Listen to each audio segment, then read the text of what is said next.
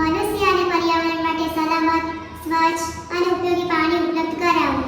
રચના: અશુદ્ધ પાણીમાંથી ધૂળ, રેતી અને ઘટ અશુદ્ધિઓ દૂર કરી પાણીને શુદ્ધ કરવાની પ્રક્રિયા સમજવી.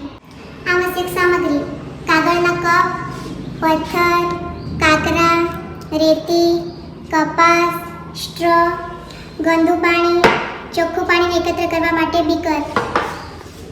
કાર્યપદ્ધતિ: સૌપ્રથમ પૂંઠાનો ઉપયોગ કરી કપ મૂકવા માટે સ્ટેન્ડ બનાવો. હવે ક્રમવાર સ્તરો ગોઠવો. સૌથી નીચે કપાસ, તેની ઉપર રેતી, પછી મધ્યમ કદના કાંકરા, છેલ્લે સૌથી ઉપર મોટા પથ્થરો.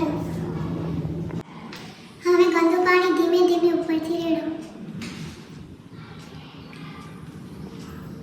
સૌપ્રથમ પથ્થર ભરેલા કપમાંથી પસાર થઈ કાંકરાવાળા કપમાં આવે છે અને તેમાંથી તેના નીચે આવેલ રેતીવાળા કપમાં અને છેલ્લે કપાસવાળા કપમાંથી પાણી શુદ્ધ થઈ નીચે બીકરમાં એકત્ર થાય છે. નિરીક્ષણ: ઉપરથી રેડાયેલ ગંદુ પાણી હવે ધીમે ધીમે ફિલ્ટર થતું જાય છે. નીચે એકત્ર થયેલું પાણી હવે વધુ પારદર્શક અને સ્વચ્છ દેખાય છે.